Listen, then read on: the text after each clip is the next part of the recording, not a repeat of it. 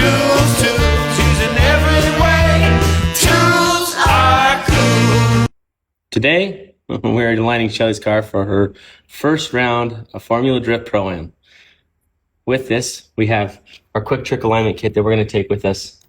The reason I love this thing so much is we can do an alignment at the shop, and then we can take it to the track. After she hits somebody, because she better hit somebody if she's not driving hard enough, we can throw the alignment right back in it, square the car up, and make it just like it was when it left the shop.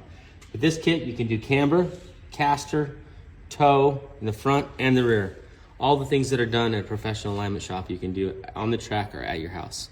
Go check these guys out. The kits are $500 to $600 with all of the bells and whistles to do it similar to the $5,000 kit, other than it just doesn't go on the car as fast. But for $500, I'm telling you, this thing is the jam. Go check those guys out, get your car square, and quit going to the alignment shop and having them tell you they won't do an alignment race, a race car alignment.